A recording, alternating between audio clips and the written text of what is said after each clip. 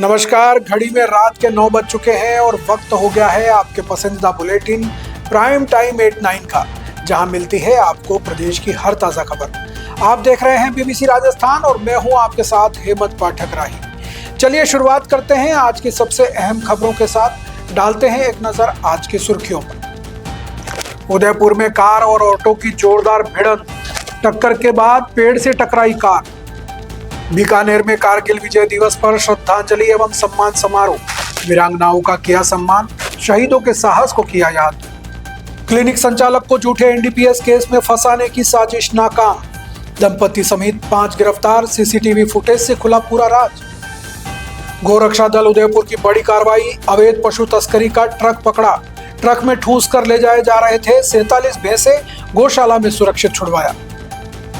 युवतियों की अनूठी पहल, गुलेल से बिखेरी हरियाली की उम्मीद, सीड बॉल अभियान के तहत बंजर पहाड़ियों पर फेंके हजारों बीज।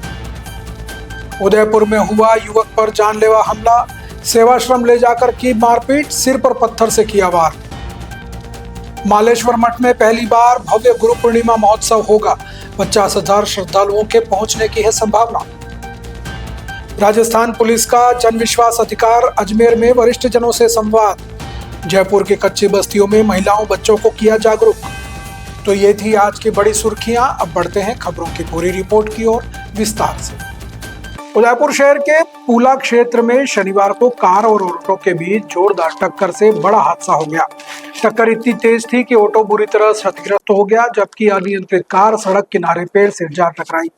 प्रत्यक्षदर्शियों के अनुसार टक्कर का प्रभाव इतना तेज था कि ऑटो पूरी तरह से क्षतिग्रस्त हो गया। वहीं कार भी अनियंत्रित होकर सड़क किनारे लगे पेड़ से जा टकराई, जिससे वाहन का अगला हिस्सा क्षतिग्रस्त हो गया। हादसे के तुरंत बाद आसपास मौजूद स्थानीय लोग मौके पर पहुंचे और राहत कार्य शुरू किया। लोगों ने घायल व्यक्तियों को वाहनों से सुरक्षित बाहर निकालकर तत्काल अस्पताल पहुंचाया, ताकि उन्हें समय पर उपचार मिल सके। दुर्घटना की सूचना मिलते ही अंबा माता थाना पुलिस मौके पर पहुंची। पुलिस ने घटना स्थल का निरीक्षण किया, दुर्घटनाग्रस्त वाहनों की स्थिति का जायजा लिया और हादसे के संबंध में आवश्यक जानकारी जुटाई। पुलिस दुर्घटना के कारणों की जांच कर रही है। हादसे के चलते पूला क्षेत्र में कुछ समय के लिए यातायात पूरी तरह से प्रभावित रहा। सड़क पर वाहनों की आवाजाही धीमी हो गई। हालांकि पुलिस और स्थानीय लोगों के सहयोग से क्षतिग्रस्त वाहनों को हटाकर यातायात को जल्द ही सुचारू कर दिया गया। फिलहाल पुलिस पूरे घटनाक्रम की जांच में जुटी हुई है और दुर्घटना के वास्तविक कारणों का पता लगाया जा रहा है। बीकानेर में कारगिल विजय दिवस के अवसर पर सैनिक सम्मान में श्रद्धांजलि एवं सम्मान समारोह आयोजित किया गया। कार्यक्रम में पूर्व सैन्य अधिकारियों, पूर्व सैनिकों और जवानों ने शहीदों को श्रद्धांजलि अर्पित की और कारगिल वीरों की वीरांगनाओं को सम्मानित किया। कार्यक्रम की शुरुआत शहीदों को पुष्पांजलि और 2 मिनट के मौन से हुई। सैनिक स्मारक पर मौजूद पूर्व सैनिकों और अधिकारियों ने कारगिल युद्ध के वीर सपूतों के शौर्य और बलिदान को नमन किया। इस दौरान वीरांगनाओं को शॉल और स्मृति चिन्ह भेंट कर सम्मानित किया गया। सैनिक कल्याण बोर्ड अधिकारी कर्नल यश राठौड़ ने कहा कि आज हम उन सभी वीर शहीदों को श्रद्धांजलि दे रहे हैं, जिन्होंने देश की रक्षा के लिए सर्वोच्च बलिदान दिया। वीरांगनाओं का सम्मान हमारे लिए गर्व का विषय है और नई पीढ़ी को उससे त्याग और राष्ट्रभक्ति की प्रेरणा लेनी चाहिए। वक्ताओं ने युवाओं से देशभक्ति की भावना आत्मसात करने का आह्वान किया। जैसा कि आपको विदित है, आज पूरे देश के अंदर, आर्मी के अंदर, सिविल के अंदर 27वां कारगिल विजय दिवस बड़े जोश के साथ मनाया जा रहा है। ये मनाना चाहिए भी, क्यों कि हमारे वीर बहादुर अफसर देशों जवानों ने सुप्रीम सेक्रीफाइस की थी, जिसके कारण से हमें वो विजय सफलता मिली। पाकिस्तान को बिल्कुल अच्छी तरह से हराया। इस ऑपरेशन के दौरान हमारे 527 अफसर जैशो शहीद हुए थे और 1375 घायल हुए थे और पाकिस्तान के करीब 800 सैनिक मारे गए थे और घायल हुए थे। इसके अलावा ये माना जाता है कि उनके 4000 आदमी खत्म हुए थे। तो अनऑफिशियल ये इस युद्ध के दौरान हमारे कैप्टन बत्रा, कैप्टन पांडे, गुप्ता, नायक, इन्होंने अदम्य साहस गोली की परवाह नहीं करते हुए, जैसे पहले पुराने ज़माने में कहा जाता था कि वो आदमी जुझार हो गया, उसी मुताबिक उनके अंदर अत्यंत जोश आकर उन्होंने गोली की परवाह नहीं करते हुए दुश्मन के बंकर को जाकर नकारा किया, जिससे उनको सफलता मिली और उनको परमवीर चक्र से नवाजा गया और कईयों को महावीर चक्र से और कईयों को वीर चक्र से। ये बड़े गौरव की बात है कि आज पूरे देश के अंदर 27वां कारगिल विजय दिवस मनाया जा रहा है। मैं भगवान से प्रार्थना करता हूँ जो शहीद है उनकी आत्मा को भगवान शांति प्रदान करे और उनके परिवार वालों को उनको संबल दे, और मैं उनको तहे दिल से सल्यूट करता हूँ। जय हिंद, जय भारत। नाम बताए। मेरा नाम कर्नल हेम सिंह शेखावत, सेना मेजर वीरता। जय हिंद। उदयपुर जिले के सायरा में एक क्लिनिक संचालक को झूठे एनडीपीएस एक्ट मामले में फंसाने की साजिश का गोगुंदा और सायरा पुलिस ने पर्दाफाश किया है।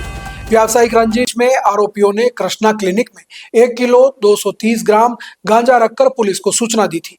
मामले में दंपति समेत 5 आरोपियों को गिरफ्तार किया गया है।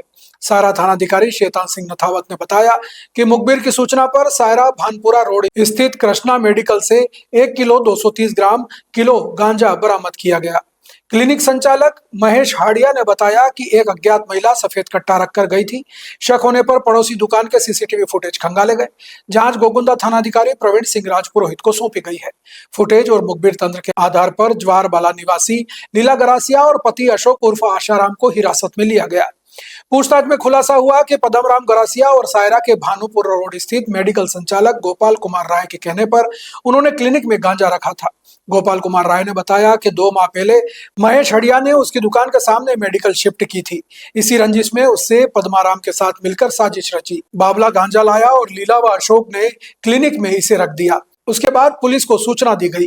पुलिस ने लीलाबाई, अशोक गरासिया, पद्माराम, गोपाल कुमार राय और बाबला को गिरफ्तार कर न्यायालय में पेश किया। पुलिस अब गांजे की सप्लाई चेन की जांच कर रही है। खुलासे के बाद ग्रामीणों और व्यापार मंडल ने सारा थानाधिकारी सहित पुलिस टीम पर मेवाड़ी पकड़ी और उपरना पहनाकर सम्मान किया। लोगों ने कहा कि निष्पक्ष जांच से एक निर्दोष को झूठे केस में फंसाने से बचाया गया। उदयपुर में गोरक्षा दल ने अवैध पशु तस्करी पर बड़ी कार्रवाई करते हुए क्षमता से अधिक भैंसों से भरा एक ट्रक पकड़ा है। ट्रक को सवीना थाना पुलिस के सुपुर्द कर दिया गया है और सभी 47 भैंसों को गौशाला में सुरक्षित छुड़वाया गया है। गोरक्षा दल उदयपुर को सूचना मिली थी कि एक ट्रक में भैंसों की अवैध तस्करी की जा रही है। रात्रि में कार्रवाई कर ट्रक को रोका गया। जांच में ट्रक के अंदर 47 भैंसों को ठूस कर अमानवीय तरीके से भरा पाया गया। पुलिस जांच में सामने आया कि ट्रक पर अलग अलग नंबर प्लेट लगी थी, जिससे वाहन की वास्तविक पहचान छिपाने का प्रयास किया गया था। स्थानीय जानकारी के अनुसार यह वाहन पहले भी पशु तस्करी में इस्तेमाल हो चुका है। पुलिस मामले की विस्तृत जांच कर रही है। पकड़ी गई सभी भैंसों को सुरक्षित रूप से गौशाला में रिलीज करवाया गया है, जहां उनकी देखभाल की व्यवस्था की गई है। इस कार्रवाई में सवीना थाना पुलिस का सराहनीय सहयोग रहा। एएसआई भीमराज, सहदेव, गुरुदयाल और संजय की अहम भूमिका रही। गोरक्षा दल में उमराव सिंह, हार्दिक, बल्लू, युवराज और मोहित गुर्जर ने तत्परता से कार्रवाई को सफल बनाया। राजसमंद के केलवा में युवतियों और बालिकाओं ने पर्यावरण संरक्षण की अनूठी पहल की। सीड बॉल अभियान के तहत गुलेल से बंजर पहाड़ियों और दुर्गम क्षेत्रों में हजारों बीज बिखेरे गए। अभियान का संदेश था, छोटा प्रयास बड़ा परिवर्तन, हर बीज एक नया जीवन। माय भारत राजसमंद के निर्देशन में स्वच्छ केलवा, हरित केलवा और स्वामी विवेकानंद युवा मंडल केलवा द्वारा आयोजित इस अभियान में मिट्टी, गोबर और प्राकृतिक खाद से बने सीड बॉल का इस्तेमाल किया गया। इसमें नीम, जामुन, बबूल, करंज, शीशम, अमलतास और आम जैसे स्थानीय प्रजातियों के बीज शामिल थे। वर्षा के साथ ये बीज अंकुरित होकर बंजर भूमि को हरियाली में बदलने और मिट्टी के कटाव को रोकने में मदद करेंगे। युवा मंडल अध्यक्ष लालू राम सिंगल ने बताया कि पिछले 7 वर्षों से चल रहा यह अभियान अब जन भागीदारी का सशक्त उदाहरण बन चुका है। सीड बॉल तकनीक कम लागत में हरित क्षेत्र बढ़ाने और जैव विविधता संरक्षण का प्रभावी माध्यम है। छात्र अध्यक्ष हंसा राठौड़ ने कहा कि यह अभियान सिर्फ पौधारोपण नहीं बल्कि पर्यावरण जागरूकता का भी प्रयास है। कार्यक्रम प्रभारी मीना रजक ने सभी नागरिकों से वर्षा ऋतु में अधिक से अधिक सीड बॉल बनाकर बंजर क्षेत्रों में फैलाने का आह्वान किया। कार्यक्रम में सह प्रभारी ज्योति महात्मा, मंत्री प्रीति साहू, पर्यावरण मंत्री रेखा राठौड़ सहित बड़ी संख्या में युवतियां और कार्यकर्ता मौजूद रहे। उदयपुर शहर में एक युवक के साथ मारपीट और जानलेवा हमले का मामला सामने आया है। पीड़ित की मां ने पुलिस से आरोपियों के खिलाफ सख्त कार्रवाई की मांग की है। आयड़ निवासी फरदीन खान के साथ यह घटना हुई। पीड़ित पक्ष की शिकायत के अनुसार 4 लोग फरदीन को बेला फुसलाकर सेवाश्रम की ओर ले गए। आरोप है कि वहां उसका नाम पूछने के बाद उसके साथ मारपीट की गई और सिर पर पत्थर से हमला किया गया। हमले के बाद फरदीन किसी तरह अपनी जान बचाकर मौके से भाग निकला। फरदीन की मां महरुन्निसा ने पुलिस को शिकायत देकर कहा कि उसके बेटे की जान को खतरा है और आरोपियों पर कठोर कानूनी कार्रवाई हो। उन्होंने बताया कि यह गरीब परिवार से है। उसके पति और एक बेटे का पहले ही निधन हो चुका है। अब फरदीन ही उसका सहारा है। उनका कहना है कि अगर बेटे के साथ कोई अनहोनी हुई तो उसके पास कोई सहारा नहीं बचेगा। उन्होंने प्रशासन से बेटे की सुरक्षा सुनिश्चित करने की मांग की है। पुलिस मामले की जांच कर रही है। जांच पूरी होने और पुलिस की आधिकारिक पुष्टि के बाद ही घटना के सभी तथ्यों की पुष्टि हो पाएगी। नाम महरुन्निसा है। मेरे बेटे को बुला के और बहुत बुरा मारा। 4 जनों ने मिलके सेवा आश्रम के वहाँ एलिगेट के वहाँ पे, और मेरे बेटे की बहुत बुरी लगी है। और मैं पुलिस प्रशासन के पास भी गई और कंप्लेन करी है मैंने, और मेरे बेटे के साथ मारपीट हुई है। इसकी एकदम कार्रवाई की जाए ज़्यादा से ज़्यादा। उदयपुर के राष्ट्रीय राजमार्ग स्थित वाना के मालेश्वर मठ में इस वर्ष पहली बार गुरु पूर्णिमा महोत्सव का भव्य आयोजन किया जा रहा है। 29 जुलाई को होने वाले इस आध्यात्मिक उत्सव को लेकर मेवाड़ में श्रद्धालुओं में खासा उत्साह है। मठ परिसर को आकर्षक ढंग से सजाया गया है और तैयारियां अंतिम चरण में है। गुरु पूर्णिमा के अवसर पर चैतन्य अवधेशानंद महाराज अपने भक्तों और शिष्यों को सानिध्य देंगे और आशीर्वचन देंगे। स्थानीय भक्त रामचंद्र मेनारिया ने बताया कि लगभग 50,000 श्रद्धालुओं के पहुंचने की संभावना को देखते हुए मठ में ठहरने, विशाल भंडारे, पेयजल, पार्किंग और अन्य आवश्यक सुविधाओं की व्यवस्था की गई है। पिछले कई दिनों से आश्रम में सेवा कार्य चल रहे हैं और बड़ी संख्या में स्वयंसेवक आयोजन को सफल बनाने में जुटे हैं। पूरे परिसर में भक्ति और आध्यात्मिक माहौल देखने को मिल रहा है। श्रद्धालुओं का मानना है कि गुरु के बिना जीवन अज्ञान और अंधकार में भटकता है और गुरुदेव का सानिध्य जीवन का सबसे बड़ा सौभाग्य है। यह महोत्सव गुरु शिष्य परंपरा, आध्यात्मिक चेतना और सामाजिक समरसता का प्रतीक बनेगा, जिसमें मेवाड़ सहित प्रदेश के विभिन्न क्षेत्रों से श्रद्धालु शामिल होंगे।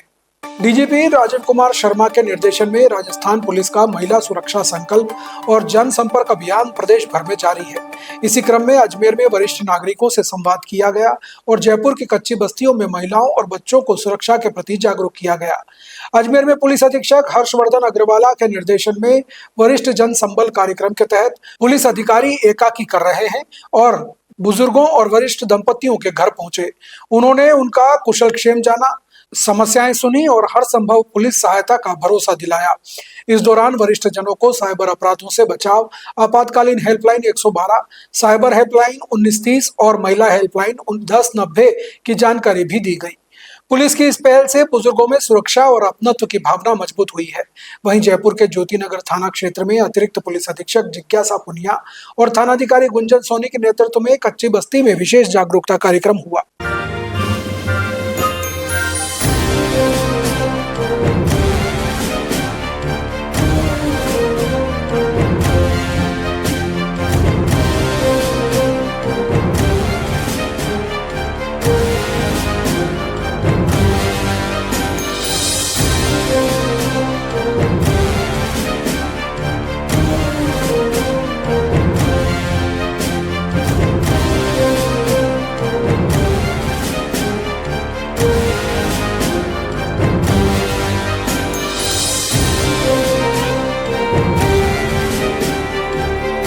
महिलाओं, किशोरियों और बच्चों को महिला सुरक्षा, बाल संरक्षण, good touch, bad touch, cyber अपराधों के बचाव और आपातकालीन हेल्पलाइन के बारे में बताया गया।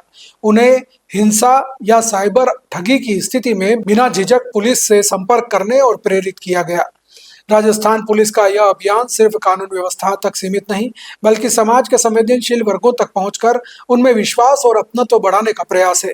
वरिष्ठ नागरिकों, महिलाओं और बच्चों ने पुलिस की इस मानवीय पहल की सराहना की। तो ये थी आज की बड़ी खबरें। राज्य की हर छोटी बड़ी हलचल को जानने के लिए जुड़िए हमारे साथ हर रात 9 बजे BBC Rajasthan prime time at 9 पर। अगर आप भी अपने क्षेत्र, संस्था, समाज या संगठन की खबरें हमारे साथ साझा करना चाहते हैं तो हमसे संपर्क करें 9414102499 पर। और राजस्थान की हर ताजा जानकारी के लिए फॉलो करें और सब्सक्राइब करें हमारे इंस्टाग्राम व यूट्यूब चैनल बीबीसी राजस्थान को। नमस्कार।